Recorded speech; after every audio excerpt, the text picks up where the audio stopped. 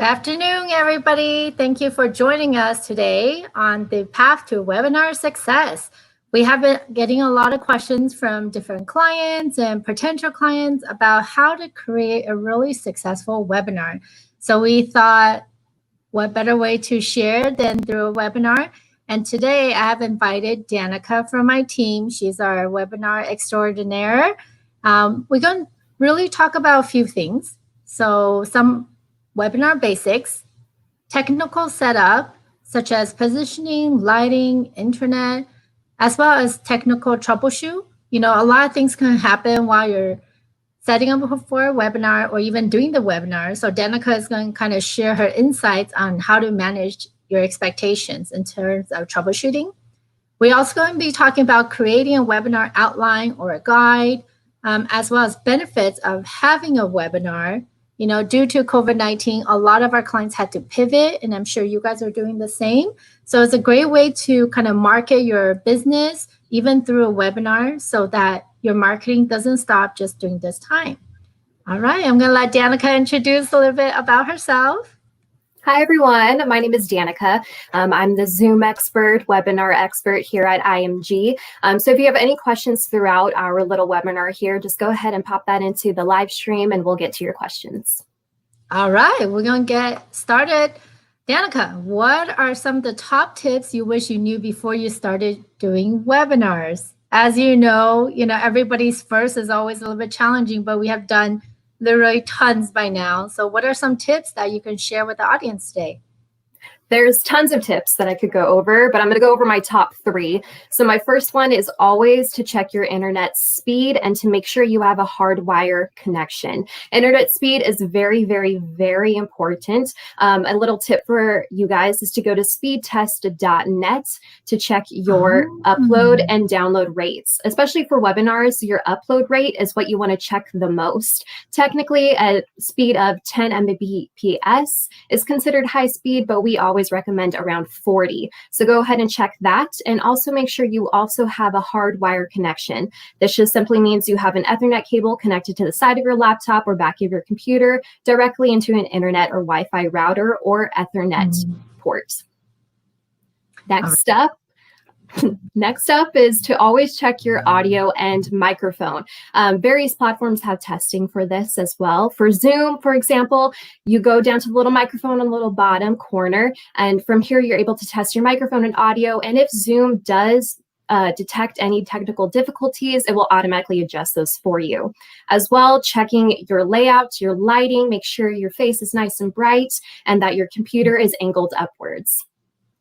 Those are some great tips. Thanks, Danica. I know even for myself and Danica today, we both have our laptops propped in, and you can actually see that we both have great lighting, right? So you want to make sure, kind of like Danica said, as well as your background. So you'll see Danica's background is very clean and pleasant. You definitely want to make sure you do that as well. So Danica, our clients always asking us, what are some recommendations for layout in terms of webinar? Can you kind of share some tips on that one as well? Yeah, that's a great question. It's honestly always up to the amount of panelists that you have and the outline of your discussion. That's another important thing of going through a guide or an outline for your webinar so you know which direction you want to take it. For example, one of our first webinars, we had 5 panelists and it was more of an open discussion. So we went ahead with a gallery view. We also had a recent webinar where we wanted a one-on-one discussion between the moderator and the speaker. So for that, we did go along with an active speaker and spotlight capabilities. Oh. That's great. And so the spotlight, does it just kind of follow you? Because I know a lot of these also have on demand, right? So what's the difference between gallery view and like spotlight? Yeah, so gallery view and spotlight during the actual live webinar. Gallery view, you will see everybody throughout the entire webinar. If you do spotlight one specific person, they will see that one specific person unless you take that spotlight off. In returns of the recorded on-demand version, gallery view will show up, everybody will show up, and if you do have the spotlight version, that one speaker that you spotlighted will show up in the right-hand side corner. So if you don't want to just see one person up in one corner during your recording, make sure that spotlight is turned off. Perfect. And then this one specifically, we're talking about Zoom. how to use that. So like Danica kind of mentioned, it's very important, before you even started your virtual event, you think about what's your overall vision and strategy, right? So this is part of that vision. Like I envision 5 people speaking and I can see all of them, or is it one at a time? So make sure you talk to your team and your speaker before you even get started. All right, on to our next one. What is the best way to brand a webinar? Most of our clients, they like branding. They want to blast it everywhere. Branding is very important, and you want to make sure it's cohesive with the client's color. So how do they do that on a webinar? There's a variety of options for this. We always recommend doing a virtual background or an overlay. And this is a perfect way to add your company colors, your logos, any company info that you would like, job titles, etc. Also, if you are doing a presentation, let's say a PowerPoint, this is also a great place to put your logos and any company information that you would like to get out there. That's great. So today you can tell this is an example of an overlay. Right. You also see the name of our webinar on the top, as well as our company logo. So we wanted to make sure we set this up to show you guys an example what an overlay is when we set it up. Great, thank you. In terms of, what are some capabilities that allow you to connect with the viewers after the webinar or even before the webinar? Yes, interconnectivity is very, very, very important and should always be a priority. Connecting with your viewers and attendees before, during, and after the webinar. So for certain platforms, they will allow you to set up specific registration questions that the attendee will need to input in order to receive your link for your webinar. So if you want company names, you want job titles, you want emails, phone numbers, anything you think of for afterwards marketing efforts, that is a great way to do that. But if your platform is more live stream based, like a StreamYard that is going to a Facebook or YouTube, you want to make sure you connect with your attendees during the actual live webinar, which is always important to have a second assistant that is looking over both of the live streams so they can go in and connect and engage with your viewers. Also, leveraging Q&A and polling during your actual live webinar. This is a great way to make your webinar nice and engaging. It isn't boring. You're not just talking to your attendees. You're getting them to communicate back to you. Also, leveraging on-demand and recordings of your webinars. This allows for your webinar and your information to be evergreen, and it's no longer just a singular live experience anymore. That's wonderful. And I know even right now we're working on a mental health webinar that's coming up in August. And the client had asked us, they want to kind of pre-ask a lot of the audience some questions, so we hope to build that into the registration so that before the event even start, we could even help curate the conversation, like what's on their mind in terms of that specific topic, while in addition to just tracking their name, company, and who's showing up. And I think what you said, I love what you said about polling and Q&A. A lot of people, we can't just assume they're you, even though we've been in 4 months in quarantine now, can't just assume everybody knows how to do a virtual platform, even if it's as easy as Zoom. So another recommendation I would say to educate the people who are coming on board, right? Setting the outline, letting them know, hey, today we're going to do a presentation, about 30 minutes in, and then we'll do a Q&A. Or is it more like a conversational and fireside chat format?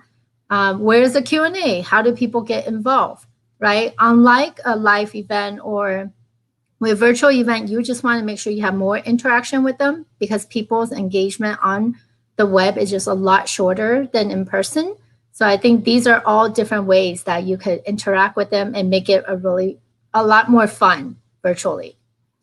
So Danica, even for us today, I know we're live streaming on Facebook as well as YouTube. How do you do that on, for a webinar? And then can I do more than just those two, or am I just kind of limited to Facebook Live?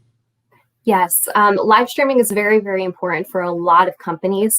You want to get your information to as many platforms as possible. But first things first is to always check with the platform that you are looking to broadcast from.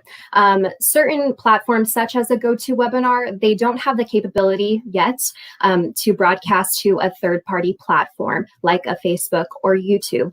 But for example, Zoom and StreamYard are both really, really seamless and easy to use in terms of live streams. With StreamYard, multiple packages have different amounts of platforms that you can broadcast to.